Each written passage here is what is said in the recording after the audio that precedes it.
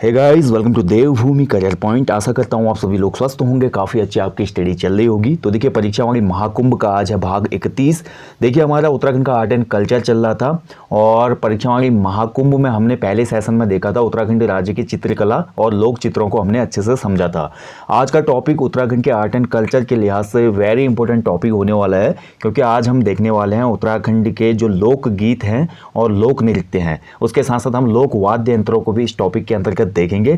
मैं पहले ही आपको बता चुका था, जिस प्रकार से उत्तराखंड जिला दर्शन सीरीज लंबी हुई थी, उसी प्रकार से हमारी उत्तराखंड का आर्ट एंड कल्चर जो टॉपिक है थोड़ा लंबा होगा, क्योंकि इसमें बहुत विविधता है। उत्तराखंड का जो आर्ट एंड कल्चर है ना, वो बहुत फैला हुआ है। हमको विभिन्न प्रकार के लोकगीत देखने को मिलते हैं, लोक नृत्य है, लोक वाद्य है, शिल्पकला है, लोक चित्र है, लोक उत्सव है, लोक परिधान है, आभूषण है। तो ये बहुत चीज़ें इसमें हमारी मिश्रित रहती है, इसीलिए टॉपिक ये काफ़ी लंबा हो जाता है। ठीक है, तो आज वेरी इंपॉर्टेंट टॉपिक है, क्योंकि यहाँ से हर एग्जाम में क्वेश्चन बनता है। लोकगीत और लोक नृत्य से एक क्वेश्चन आपका उत्तराखंड ग्रुप सी एग्जाम्स में, साथ ही उत्तराखंड पीसीएस प्रारंभिक परीक्षा में भी बनता है। और जो आपका पीसीएस का डिस्क्रिप्टिव सेशन होता है मेंस एग्जाम, वहाँ पर भी यहाँ से क्वेश्चन निकल के आता है लोक नृत्य लोकगीत से। ठीक है, तो बहुत अच्छा सेशन होने वाला है, अच्छे से समझेंगे।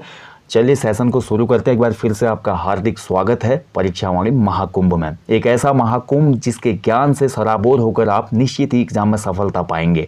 तो चलिए देखते हैं उत्तराखंड के लोकगीतों को।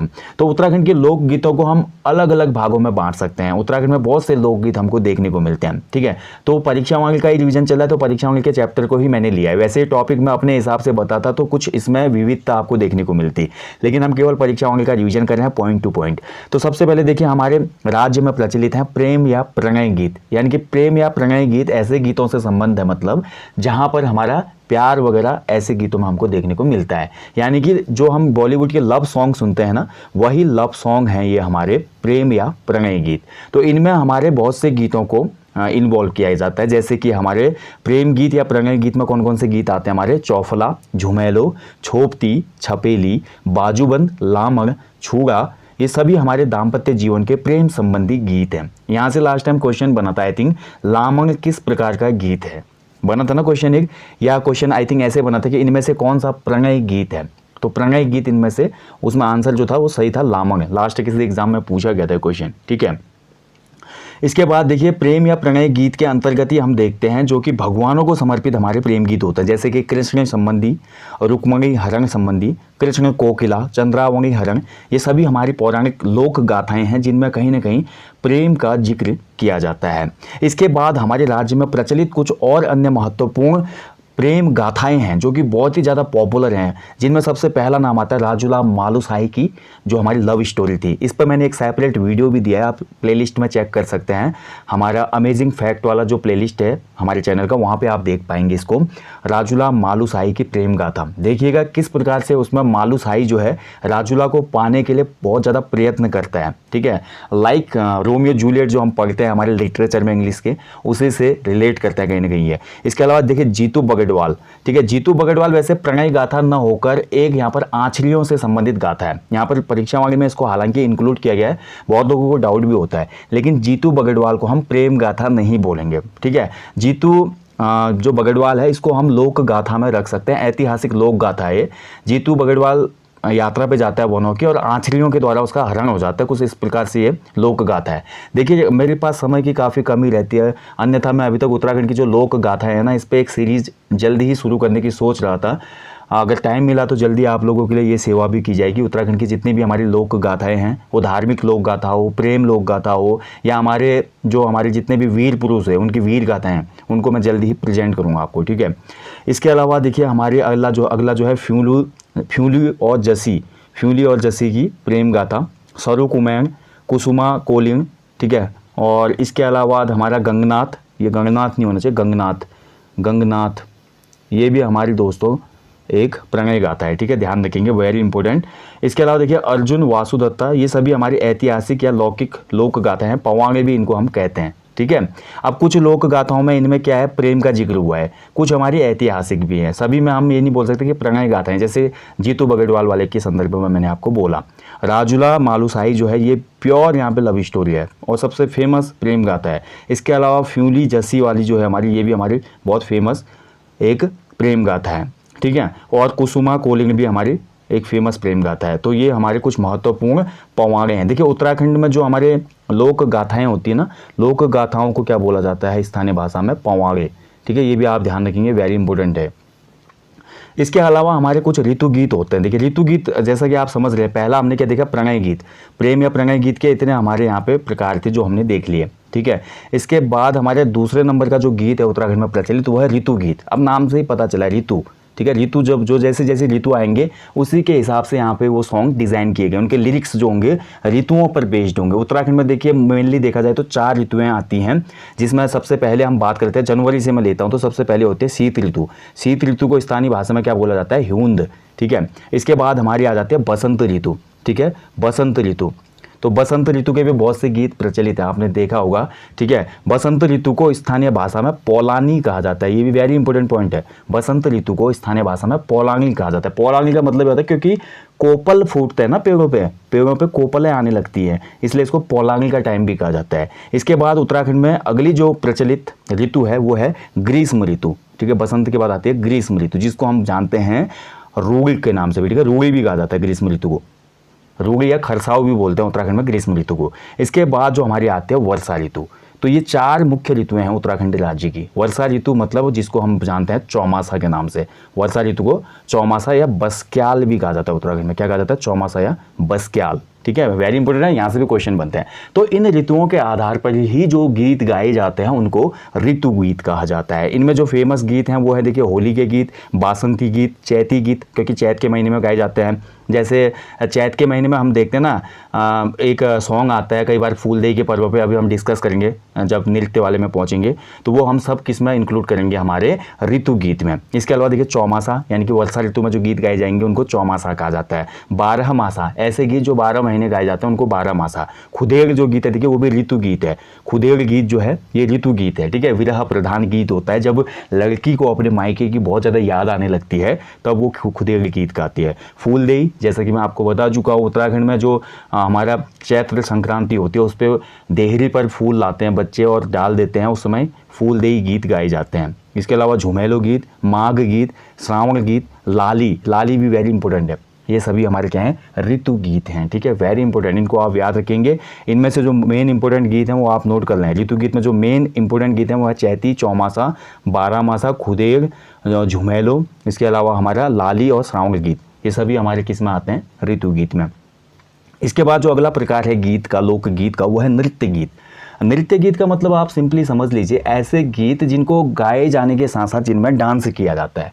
ऐसे गीत जिनको गाते भी हैं और साथ में उसमें डांस भी किया जाता है, वो गीत कहलाता है नृत्य गीत। जैसे कि माघ गीत। ठीक है, माघ गीत हमारे नृत्य गीत में भी आता है। अब आप ऊपर बोलेंगे कि माघ गीत तो यहाँ पे ऋतु गीत में भी है, तो जहाँ पर ऑप्शन में देखिए दोनों ऑप्शन नहीं आएंगे। ठीक है, इस चीज़ का आप हमेशा ध्यान रखेंगे।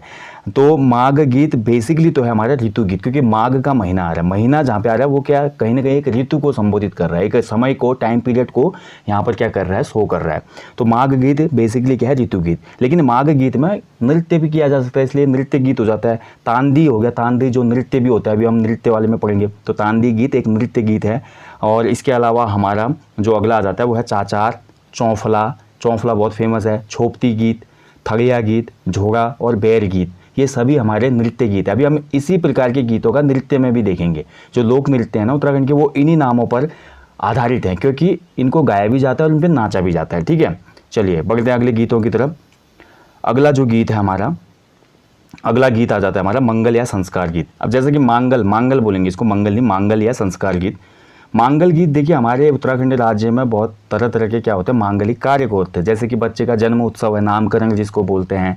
इसके अलावा छठी है और चूड़ाकर्म है, उपनयन संस्कार जो होता है, जनेऊ जिसमें पहनाई जाती है बच्चे को, विवाह संस्कार होता है। यहाँ पर आपने देखा होगा अमूमन गांव की जो वरिष्ठ महिलाएं होती हैं उनके द्वारा मांगल गीत हमको देखने को मिलते हैं। ठीक है, खासकर मैंने शादी वगैरह में काफ़ी देखा है, गढ़वाल कुमाऊं में, वहाँ पर विशेष रूप से महिलाएं मांगल गीत गाती हैं।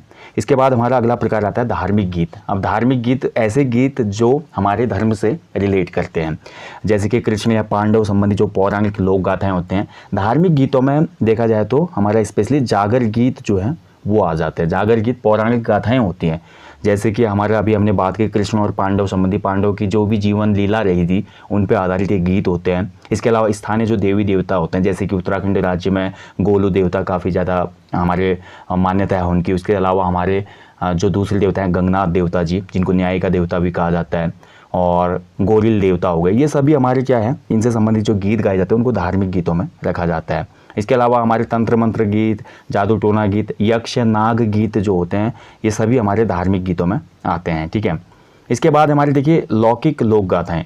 अभी हमने क्या पढ़ा था, प्रेम गाथाएं पहले में, प्रेम गाथाएं और ऐतिहासिक गाथाएं। इसके अलावा लौकिक लोक गाथाएं भी हैं जिनको पवांगे कहा जाता है। गाथाएं जितनी भी होंगी लोक गाथाएं उनको पवांगे कहा जाता है स्थानीय भाषा में। ठीक है, इसमें हमारा आ जाता है जैसे कालू भंडारी। कालू भंडारी हमारा सेनापति था। कालू भंडारी हम उत्तराखंड इतिहास पढ़ रहे थे, हमने देखा ये एक सेनापति था, तो इस पर आधारित गीत। उसके अलावा देखिए मालू जो राजूला, अभी वही बात कर रहे हैं, मालू राजूला यानी कि मालू और राजूला। ठीक है, और इसके अलावा तीलू रौतेरी जो कि गढ़वाल की वीरांगना मानी जाती है बहुत बड़ी, इन पे आधारित जो गीत है। सूरज कौल, जीतू बगड़वाल, और इसके अलावा रणु रौत, भानु भपोला, बहुत ही इंपॉर्टेंट है भानु भपोला। ठीक है, इसके अलावा देखिए गौरव सुम्याल, उन्दी केंत्यूरा और ब्रह्म कुमारी, सभी हमारे क्या हैं, पवाड़े हैं। इसके अलावा देखिए हमारे लौकिक लोक गाथाओं में हमारे आ जाते हैं, जैसे कि इसमें एक नाम मिस है, ये हमारा है जैसे माधो सिंह भंडारी। ठीक है, माधो सिंह भंडारी, तो माधो सिंह भंडारी भी वीर थे, सेनापति थे। उनके जो पवाड़े हैं, लोक गीत हैं, आज भी गाए जाते हैं। कैसे उन्होंने मलेथा की कूल बनाई थी, गर्वभंजक इनको कहा जाता है। इसके अलावा जब हम गढ़वाल का इतिहास पढ़ते हैं तो पता है गढ़वाल में 52 गढ़ थे। इन 52 गढ़ों में एक गढ़ ऐसा था जिसको अजय पाल ने बहुत ही मुश्किल से जीता था, जिसका नाम था उप्पूगढ़। और इस उप्पूगढ़ का जो वीर था उसका नाम था कप्फू चौहान। ठीक है, क्या नाम था इसका, कप्फू चौहान। ठीक है, कप्फू चौहान। तो कप्फू चौहान के पवाड़े भी प्रचलित हैं। तो ऐसे वीर जो अपने टाइम पे बहुत ज़्यादा साहसी थे और जिन्होंने अपने दम पर पराक्रम का साहस देते हुए पूरी बाजी पलटती थी, युद्ध की हो या क्षेत्रीय कार्यों की हो, तो इन पे आधारित जो गीत हैं इनको सभी को रखा जाता है लौकिक लोक गाथाओं में। ठीक है, और गढ़वाल में देखिए एक और महत्वपूर्ण है कि वीर जो होता है, वीर के लिए कौन सा शब्द प्रयोग किया जाता है, तो भग।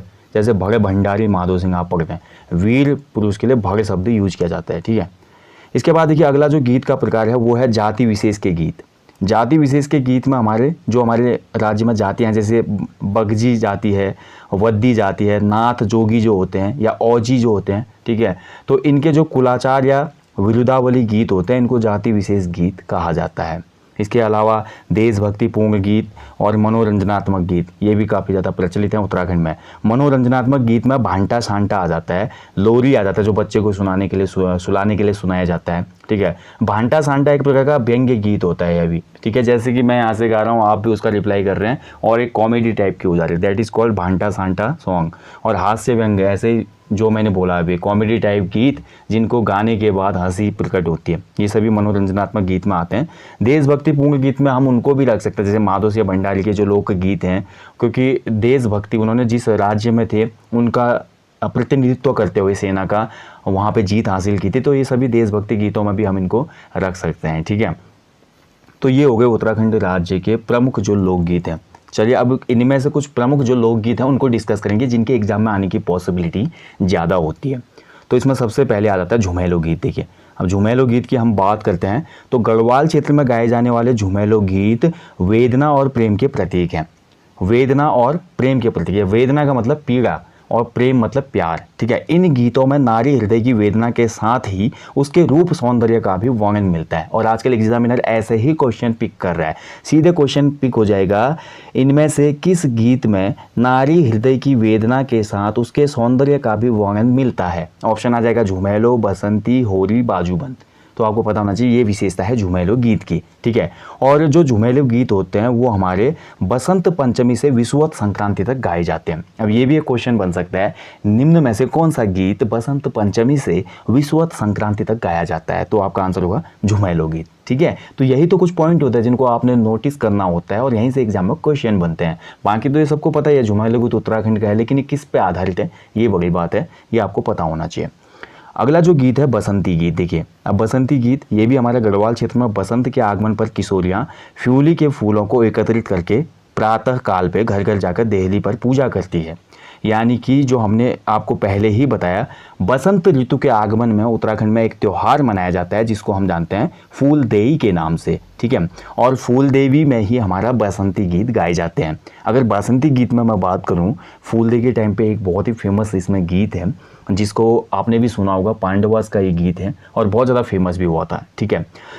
चला फुलारी फूलों को सौंदा सौंदा फूल बिरला, भौरों का जूठा फूल ना लाया, मारू का जूठा फूल ना लाया।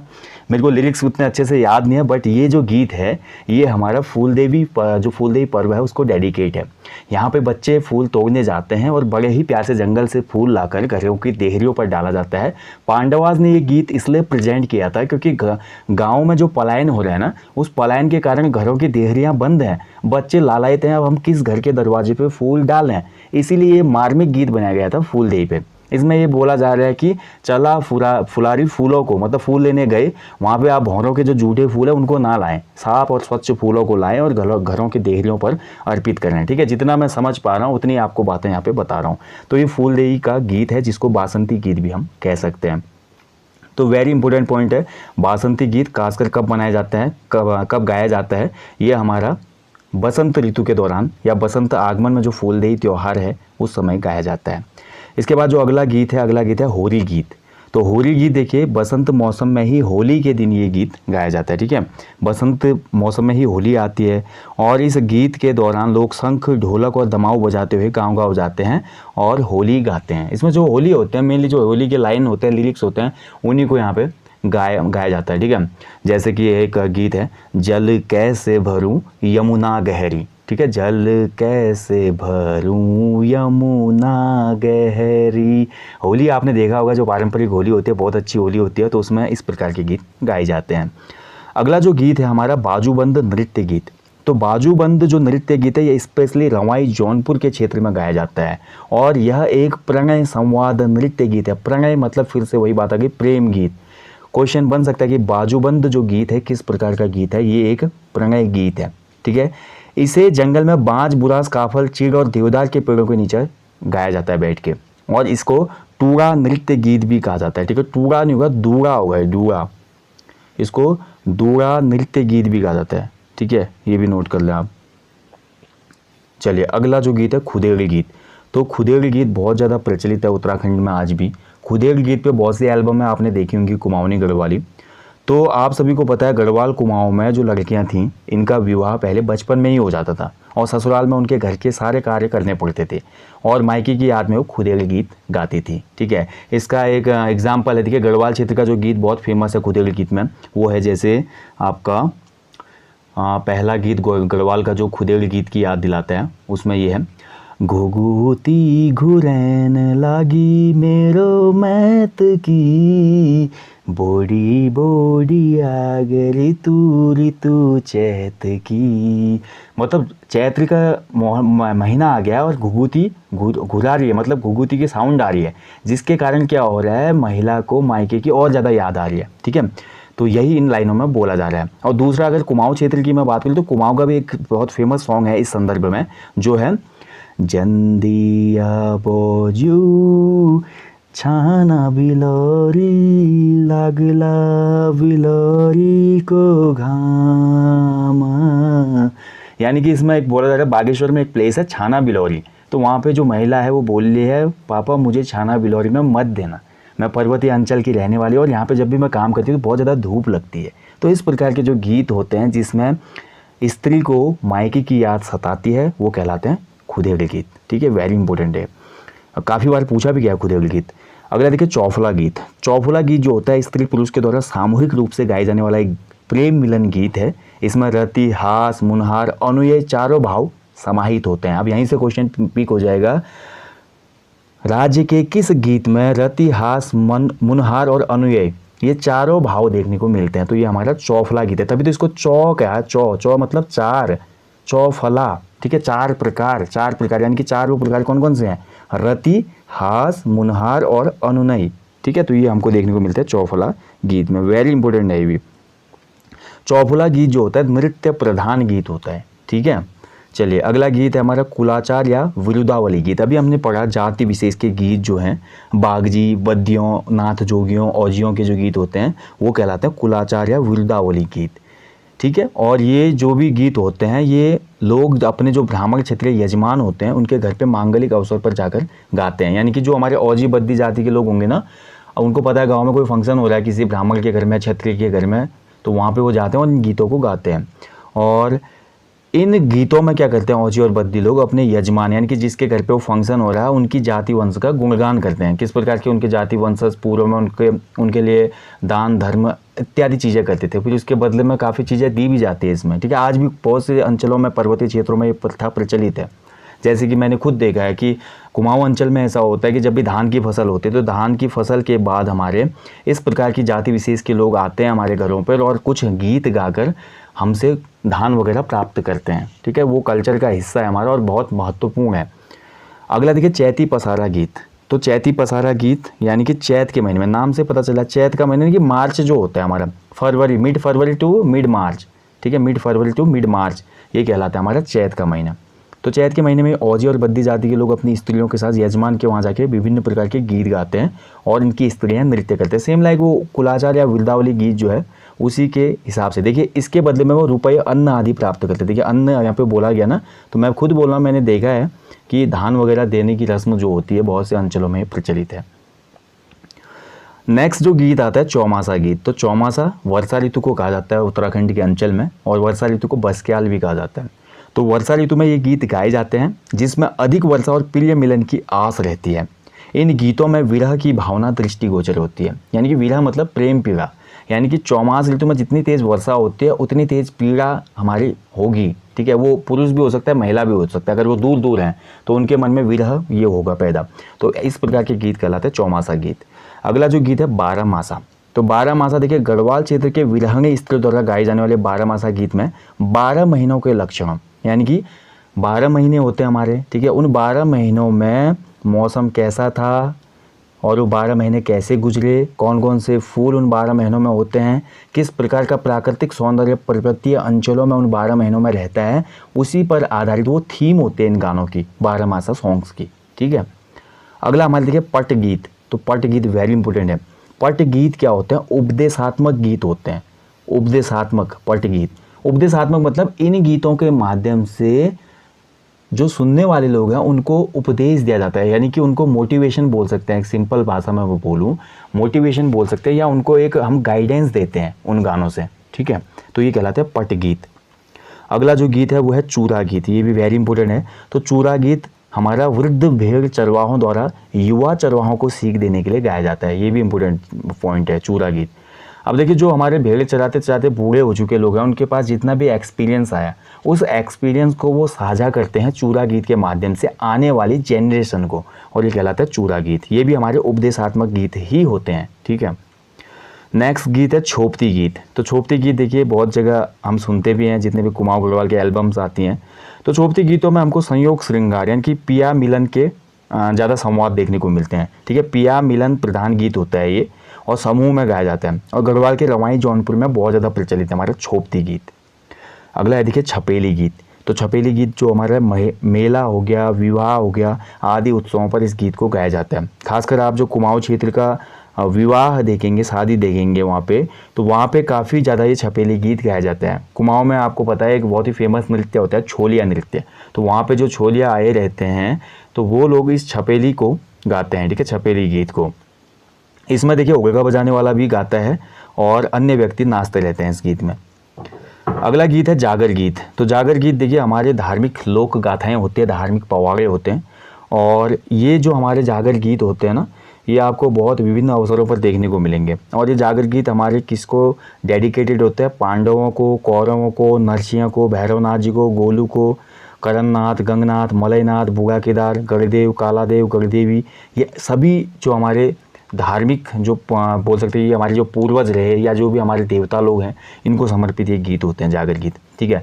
जैसे आपने एक गढ़वाली सॉन्ग सुना होगा, अभी मेरे को अच्छे से याद तो आ नहीं रहा है, प्रीतम भरतवाण जी जो हमारे जागर सम्राट कहलाते हैं, उनके ज़्यादातर गीत ऐसे ही होते हैं, ठीक है। जागर सम्राट प्रीतम भरतवाण जी, उत्तराखंड में जागर सम्राट किसे कहा जाता है, कभी क्वेश्चन बनेगा तो प्रीतम भरतवाण जी को कहा जाता है।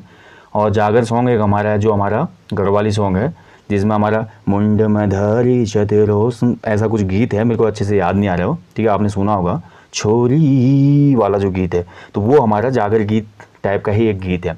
तो इस प्रकार के बहुत से गीत हैं, हालांकि लय में नहीं गाया जाता। जहाँ पर अगर ये धार्मिक अनुष्ठान या किसी मंदिर या किसी भगवान को अगर गाया जा रहा होगा तो उस समय एक लय में तो गाया जाता है, लेकिन एक सॉन्ग की तरह साउंड नहीं करता है गीत, ठीक है। तो इस प्रकार के गीत कहलाते हैं जागर गीत। और जागर गीत में जो हमारा जागर गीत गाने वाला मुख्य व्यक्ति होगा उसको कहते हैं जागरिया, ठीक है, जगरिया, उसको क्या कहा जाता है, जागरिया या जगरिया, इस चीज़ को भी ध्यान रखेंगे।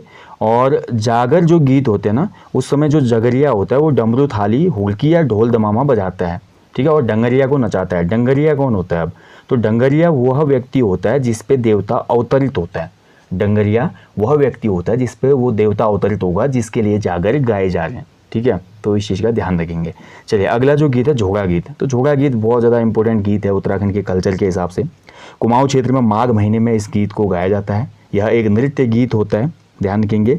स्त्री पुरुषों का श्रृंगारिक नृत्य गीत भी इसको कहा जाता है, ठीक है। इसमें क्या होता है, झोगा गीत में ये रिंग डांस होता है, ऐसे स्त्री पुरुष ऐसे डांस करते हैं और बीच में एक आदमी क्या करता है, होलका बजाता है। होलका एक वाद्य यंत्र है और इसको बजाते हुए सभी लोग क्या करते हैं, यहाँ पे डांस भी करते हैं और गाते भी हैं, ये कहलाता है झोगा गीत। ऐसे ही हमारा होता है चांचरी, ठीक है, चांचरी।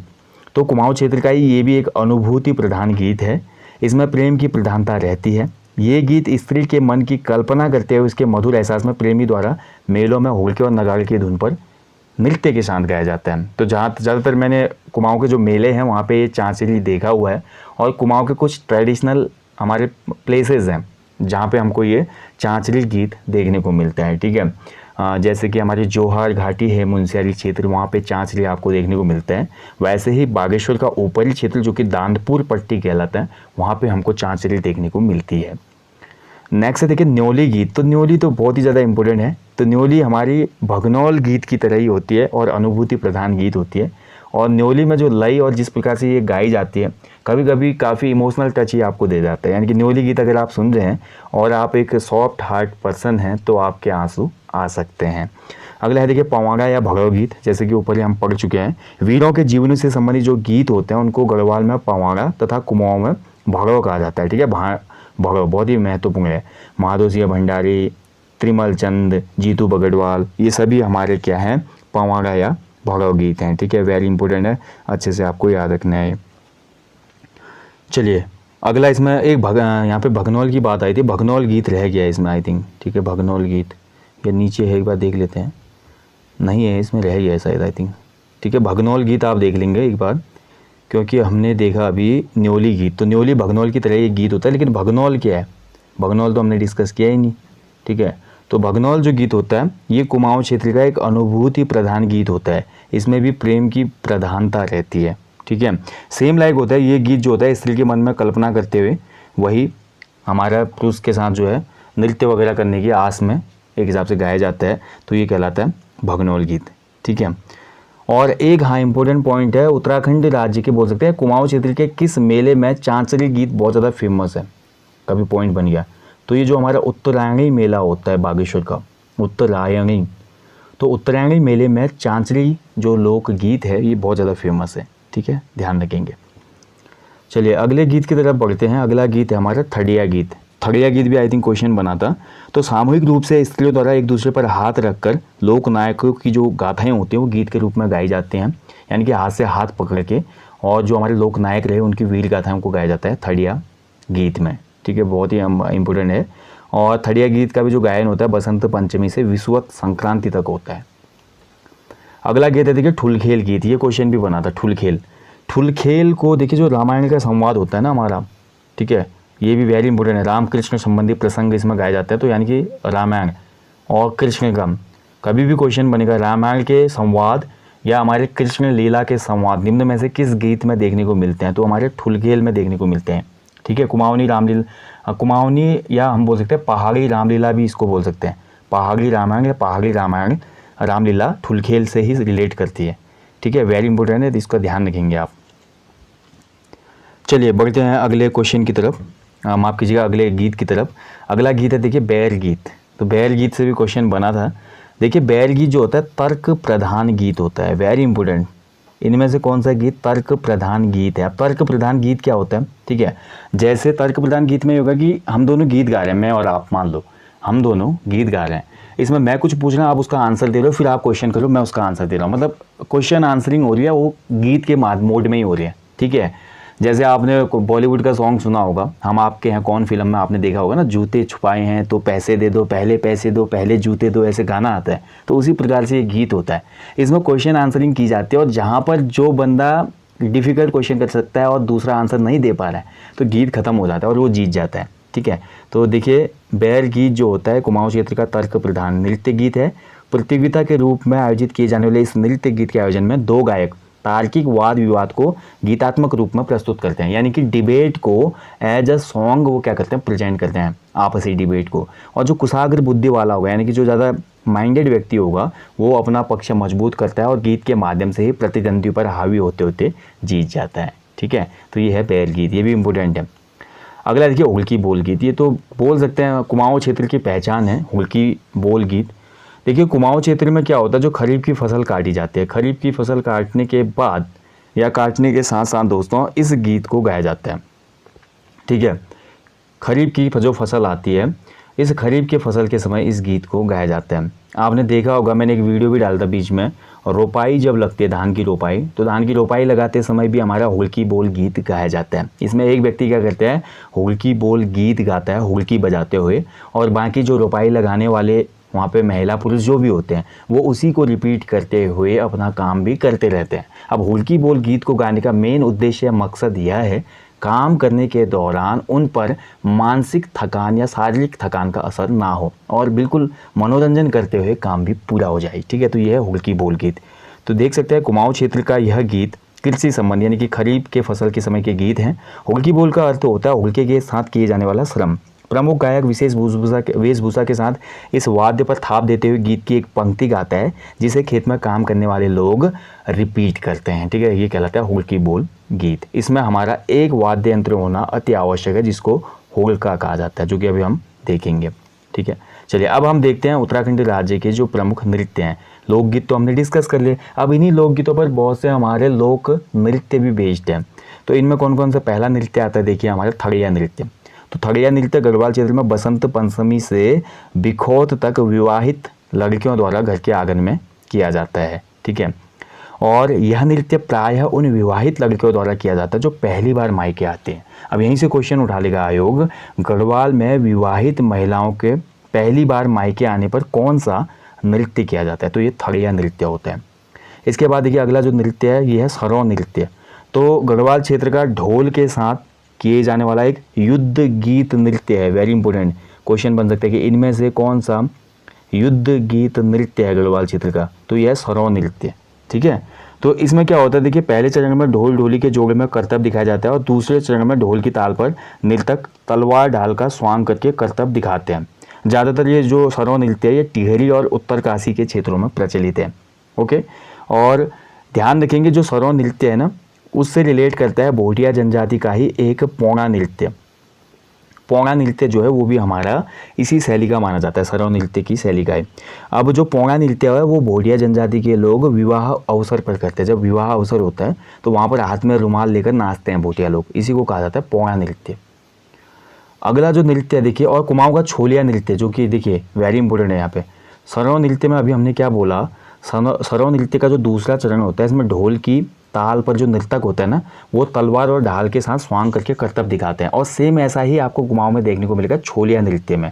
कुमाऊं का जो छोलिया नृत्य होता है उसमें भी आपका छोलिया के हाथ में तलवार और ढाल होती है और ढोल धमाओं की आवाज़ पे ही वो आपस में क्या करते हैं, लगने का स्वांग करते हैं और बहुत अच्छा करतब दिखाते हैं, ठीक है। नेक्स्ट देखिए हारुल नृत्य। तो हारुल नृत्य बहुत इंपॉर्टेंट है क्योंकि ये जौनसारी जनजातियों के द्वारा किया जाता है और इसकी जो थीम होती है वो पांडवों की जीवन पर आधारित होता है। क्वेश्चन बन सकता है एग्जाम में, इनमें से किस नृत्य का जो आधार होता है वो पांडवों की जीवन शैली पर है या पांडवों के जीवन पर आधारित नृत्य कौन सा है, तो वो है हमारा हारुल नृत्य। और दूसरा क्वेश्चन ये बन सकता है कि इनमें से किस जनजाति के द्वारा हारुल नृत्य किया जाता है, तो ये जौनसारी जनजाति। अगला देखिए बुढ़ियात लोक नृत्य। तो बुढ़ियात जो है दोस्तों ये भी जौनसारी समाज का ही एक नृत्य है जो कि विशेष जन्म उत्सव हो गया, शादी विवाह हो गया या हर्षोल्लास का जो भी उत्सव होता है इनके समाज में, उस समय ये बुढ़ियात लोक नृत्य किया जाता है। अगला है देखिए हमारा पंडवार्त या पंडवार्त नाट्य, ठीक है, यानी कि पांडवों के जीवन प्रसंगों पर आधारित नवरात्रों में 9 दिन तक चलने वाला जो नाटक होता है इसी को कहा जाता है पंडवार्त नृत्य या पंडवार्त नाट्य, ठीक है, ध्यान रखेंगे। इसमें विभिन्न प्रसंगों के 20 लोक नाट्य होते हैं, यानी कि यहाँ पे अलग अलग आपको 20 लोक नाट्य इसमें देखने को मिलेंगे। चक्रव्यूह, कमलव्यूह, गैंडी गेंडा वध आदि इस नाटक के विशेष रूप से प्रचलित भाग हैं, ठीक है। तो इसमें जो मेन ज़्यादा जो फेमस पार्ट हैं, इसमें जो 20 तरह के हमारे नाट्य नृत्य होते हैं उसमें कौन कौन से हैं? चक्रव्यूह, कमलव्यूह, गैंडी गेंडा वध, ठीक है। और केदार घाटी में 1000 घंटे गाए जा सकने वाली पांडवार्त वार्ताओं का संकलन भी हमको उपलब्ध होता है, वेरी इंपॉर्टेंट है। ढोल के 32 तालों, ठीक है, ढोल के 32 तालों और सैकड़ों स्वर लिपियों का इस्तेमाल इन वार्ताओं के गायन और नृत्य में होता है, जो कि भारत में एक अनूठा यहाँ पे लोक कला संस्कृति का उदाहरण है दोस्तों, वेरी इंपॉर्टेंट है पांडवार्त नृत्य, वेरी इंपॉर्टेंट। अगला जो हमारा मंडांग नृत्य। तो मंडांग जो नृत्य है ये हमारा गढ़वाल क्षेत्र के टिहरी और उत्तरकाशी जनपदों में देवी देवता पूजन, देवजात का मतलब होता है देवताओं की जो जात निकलती है, धार्मिक जात, ठीक है, और शादी ब्याह आदि अवसरों पर किया जाता है मंडांग नृत्य। आपने सुना भी होगा, कई बार गाने भी सुने होंगे, अब लगल मंडांग, अब लगल मंडान, सुना होगा आपने शायद ये गाना। तो ये उसी मंडांग नृत्य की बात होती है, ठीक है। 4 तालों में किए जाने वाले इस नृत्य में शरीर के हर अंग का इस्तेमाल होता है। एकाग्रता इस नृत्य की पहली शर्त है, यानी कि एकाग्रता, आपका कॉन्सेंट्रेट होना चाहिए इसमें, वेरी इंपॉर्टेंट है, ठीक है। नृत्य का अंत चाली या भौर से होता है। इस नृत्य को केदार नृत्य भी कहा जाता है, वेरी इंपॉर्टेंट पॉइंट है। राज्य के किस नृत्य को केदार नृत्य भी कहा जाता है? तो ये हमारा मंडांग नृत्य है। और मंडांग नृत्य में देखिए एक आदमी बहुत पारंगत था उत्तराखंड की महान विभूति में, जिसको हम रखते हैं उत्तराखंड के गांधी, यानी कि इंद्रमणि बडोनी जी, ठीक है। इंद्रमणि बडोनी जी केदार नृत्य में पारंगत थे। पारंगत का मतलब उनको अच्छे से ये नृत्य करना आता था, ठीक है, ये भी इंपॉर्टेंट पॉइंट है। चलिए अगला जो नृत्य है वो है हमारा लंगवीर नृत्य। लंगवीर नृत्य क्या होता है? हमारा जो नट आपने देखा होगा, नट नृत्य होता है ना, उसी प्रकार का ये नृत्य होता है, ठीक है। यानी कि इसमें पुरुष खंबे पे, शिखर पे चढ़ता है और उसी पर अपना बैलेंस बनाते हुए ढोल नगाड़ों पर नृत्य करता है। तो ये नट नृत्य से राज्य का कौन सा नृत्य नट नृत्य के समतुल्य? तो ये हमारा लंगवीर नृत्य है, वेरी इंपॉर्टेंट है, अच्छे से इसको याद रखेंगे। चलिए अगला जो नृत्य है चौफला नृत्य। तो चौफला भी बहुत ज़्यादा फेमस है, गाना भी अभी हमने बोला, चौफला जो गीत होता है या चौफला जो नृत्य है ये बहुत ज़्यादा इम्पोर्टेंट है, ठीक है। तो गढ़वाल क्षेत्र में स्त्री पुरुषों के द्वारा एक साथ या टोली बनाकर इस नृत्य को किया जाता है। यह जो नृत्य होता है ये श्रृंगार भाव प्रधान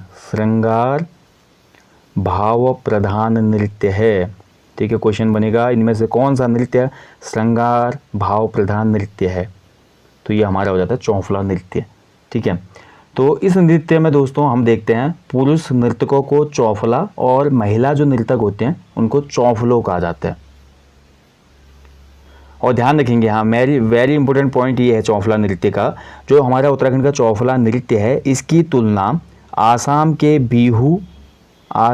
बिहू और गुजरात के गरबा के साथ की जाती है। राज्य का कौन सा नृत्य गुजरात के गरबा के तुल्य है? तो ये चौफला। राज्य का कौन सा नृत्य आसाम के बिहू के तुल्य है? तो ये हमारा चौफला नृत्य। अगला नृत्य देखिए तांदी नृत्य, ठीक है, ये भी इंपॉर्टेंट है तांदी नृत्य। तो उत्तरकाशी और जौनपुर, टिहरी आदि में ये नृत्य किया जाता है और किसी खुशी के अवसर पर या माघ महीने में इस नृत्य को वहाँ पे आप देख पाएंगे, तांदी नृत्य को।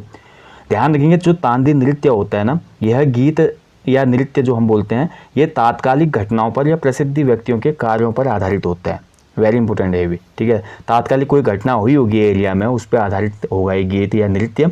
दूसरा हमारा कोई प्रसिद्ध व्यक्ति है उस पर आधारित होगा। अगला देखिए झुमेलो नृत्य। तो झुमेलो गीत भी है नृत्य भी है, तांदी हमारा गीत भी है नृत्य भी है, जो हम पढ़ रहे हैं, देखिए दोनों जगह हमको देखने को मिल रहे हैं। तो झुमेलो नृत्य जो होता है ये भी तात्कालिक प्रसंगों पर आधारित गढ़वाल क्षेत्र का गायन नृत्य झूमकर नवविवाहित कन्याओं द्वारा मायके वापस आने पर किया जाता है, ठीक है। अभी हमने डिस्कस किया था, आपने डिस्कस किया था, पहली बार मायके आने पर कौन सा नृत्य होता है? महिलाओं के थड़िया नृत्य होता है वो पहली बार मायके आने पर, लेकिन यहाँ पे दिया है सिर्फ मायके आने पर। तो झुमेलो कब होता है हमारा? जब विवाहित कन्या मायके आती हैं तो उसमें वो झुमेलो नृत्य करते हैं। और झुमेलो जो नृत्य होता है वो मायके से अगाध प्रेम का परिचायक है, यानी कि एक महिला को ससुराल जाने के बाद मायके की कितनी याद आती है, कितना अटैचमेंट उनके अंदर होता है मायके के लिए, उस फीलिंग को यहाँ पे प्रेजेंट करता है हमारा झुमेलो नृत्य। ठीक है, अगला देखिए चांचरी नृत्य। तो चांचरी अभी हमने देखा क्या था, चांचरी जो हमारा गीत था भोनी, ऐसे ही चांचरी नृत्य भी है। और चांचरी नृत्य को गढ़वाल में हमारा चांदनी रात्रि में क्या किया जाता है, स्त्री और पुरुषों के द्वारा किया जाता है। ये भी एक श्रृंगारित नृत्य है जो कि चांदनी रात में किया जाता है। और कुमाऊं क्षेत्र में इस चांचरी नृत्य को झोगा कहा जाता है, ये भी इंपॉर्टेंट पॉइंट है। कुमाऊं में चांचरी नृत्य को ही झोगा कहा जाता है। अगला हमारा छोपती नृत्य।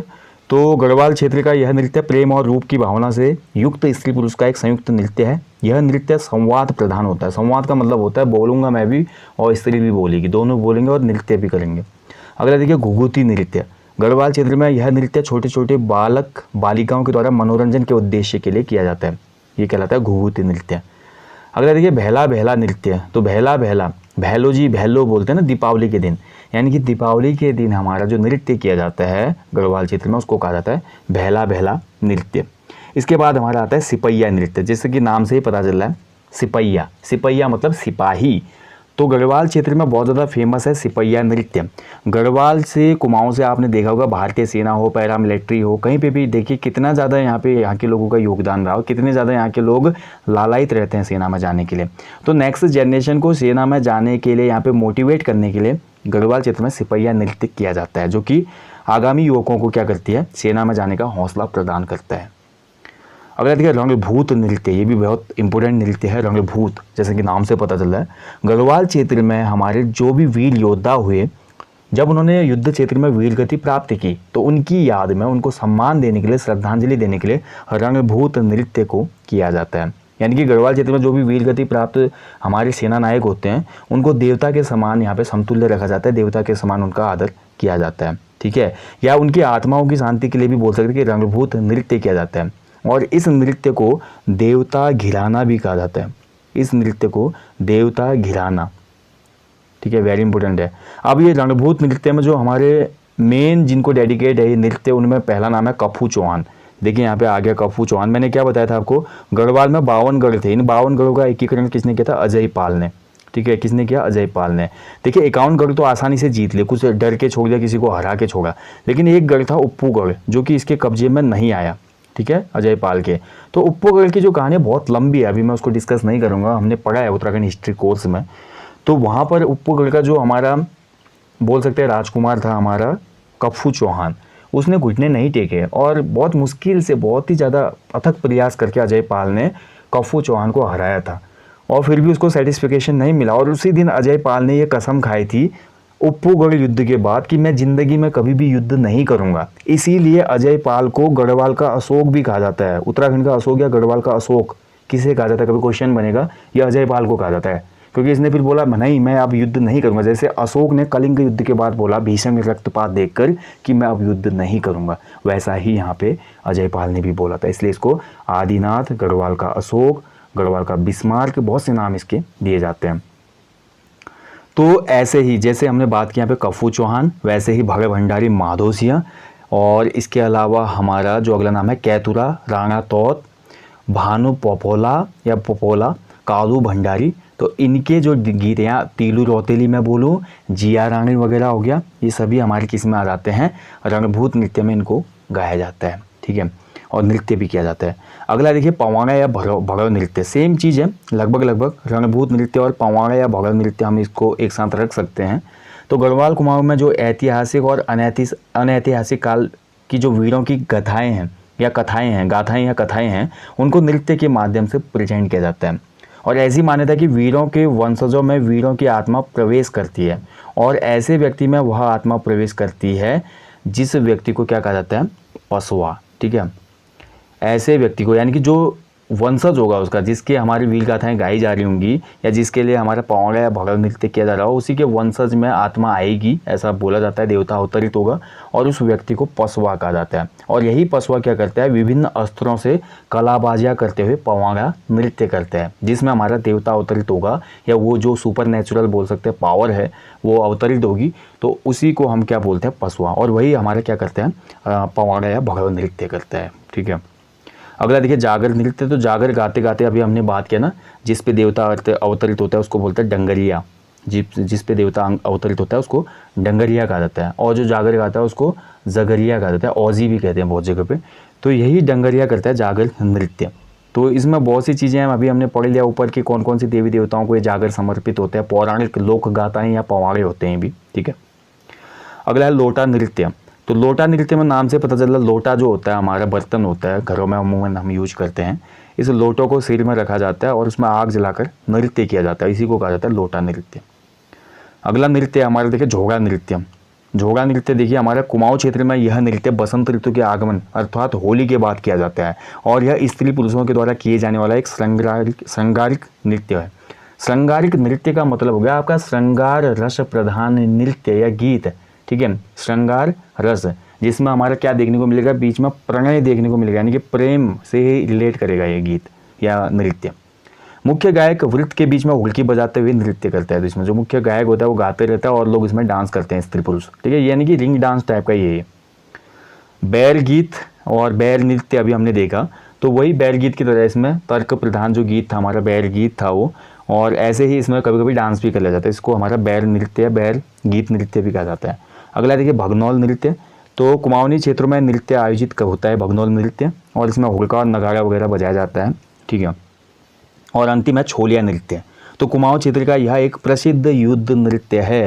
यहीं से क्वेश्चन बनाएगा एग्जामिनर उत्तराखंड में, यूके SSS के एग्जाम में, निम्न में से कौन सा कुमाऊं क्षेत्र का एक प्रसिद्ध युद्ध नृत्य है। और इसमें आपको कंफ्यूज करने के लिए वो आपको सिपहिया नृत्य भी दे देगा और सरौं भी दे देगा, लेकिन सरौं तो भाई गढ़वाल में प्रचलित है, इसलिए आपका आंसर हो जाएगा छोलिया नृत्य।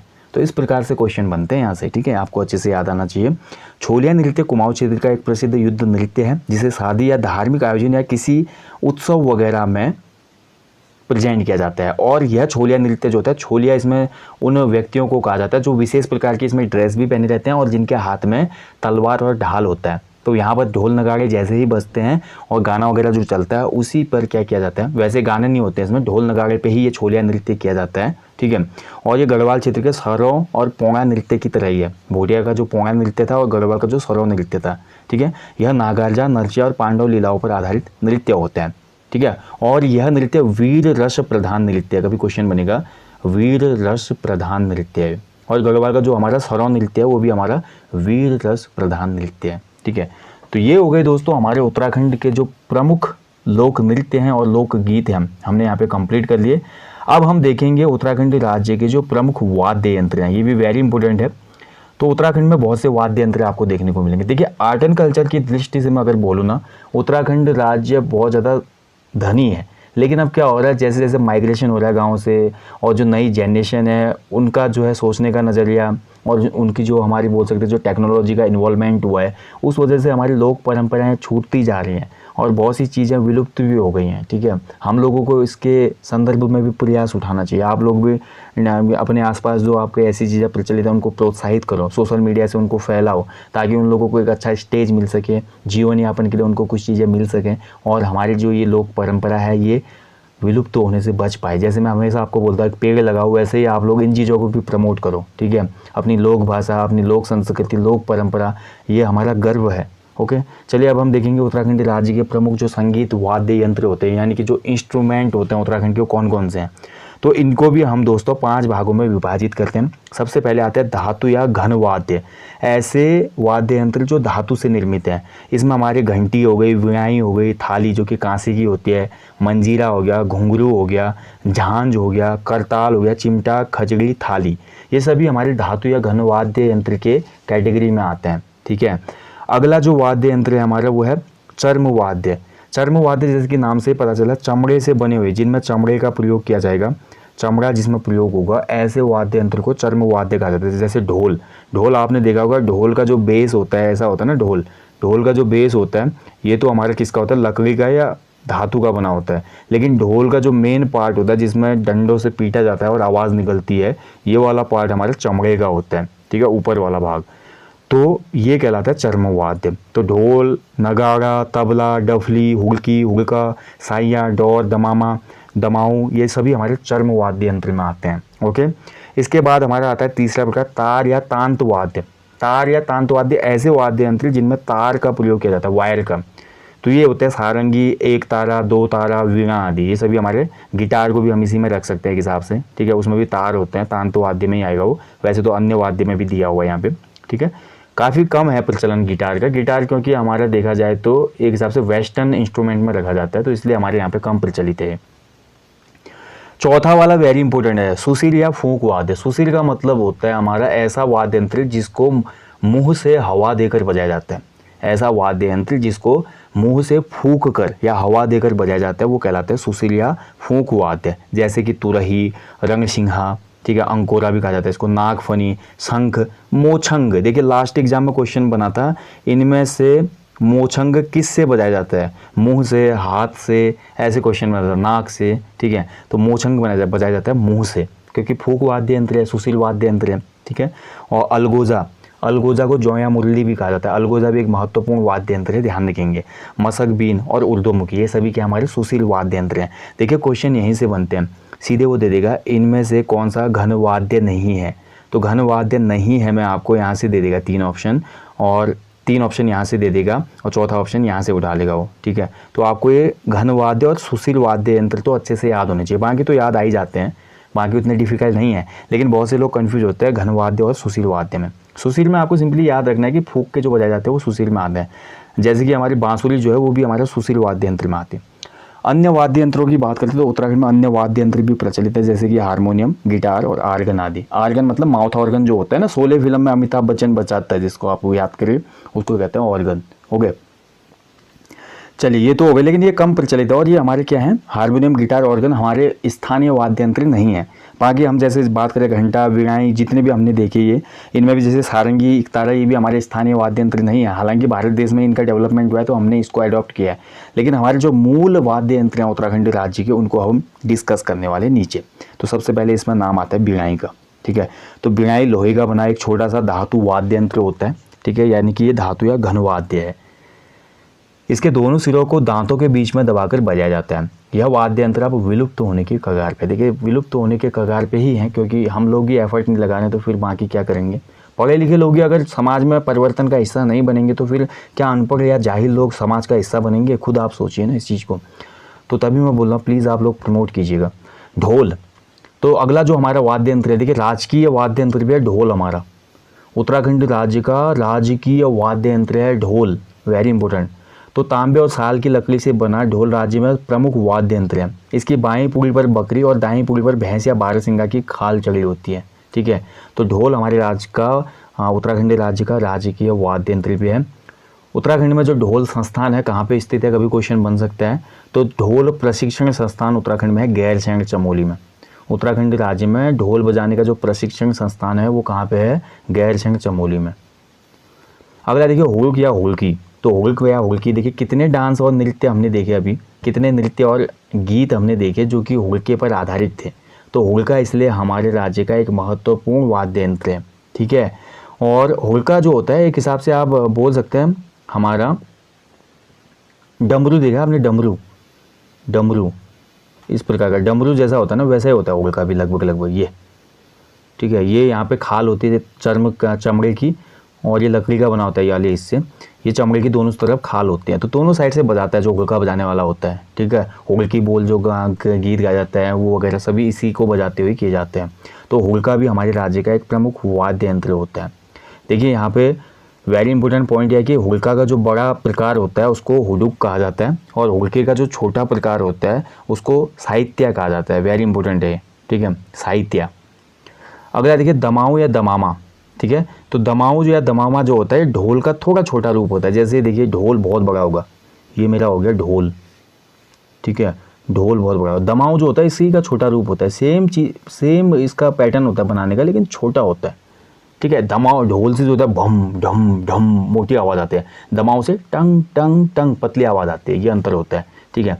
तो गढ़वाल कुमाऊं की जितनी भी शादियाँ होती हैं वहाँ पे पर्वतीय अंचलों में जो हम लोकल अगर वाद्य यंत्रों का प्रयोग करते हैं तो ढोल और दमाव दोनों का कॉम्बिनेशन देखने को मिलता है। लेकिन आजकल क्या हो गया कि आजकल की जनरेशन ने फिर वो मॉडर्न होने की चाहत में बैंड को अपना लिया है, जो बाहर से बैंड आते हैं, तो ये चीज़ें कम दिख रही हैं अब। ठीक है। तो दमाव क्या होता है, हमारा ढोल का ही छोटा रूप होता है, और ढोल को ताल देने के लिए भी दमाव का प्रयोग किया जाता है, यानी कि ढोल का सपोर्टर एक वाद्य यंत्र है दमाव। ठीक है। दमाव का प्रयोग प्रायः युद्ध वाद्यों के साथ या राजदरबार के नक्कार खानों में होता था, किंतु अब एक ये लोक वाद्य है। इसके द्वारा धार्मिक नृत्यों से लेकर अन्य सभी नृत्य संपन्न किए जाते हैं। ढोल के लिए ताल में दमाव का सहयोग अनिवार्य है। देखिए जैसा कि मैंने आपको बोला, तांबे का बना यह वाद्य यंत्र 1 फुट व्यास का होता है, 8 इंच गहरे कटोरे के समान होता है, जैसे कि मैं आपको बता चुका, ऐसा होता है दमाऊ। ठीक है।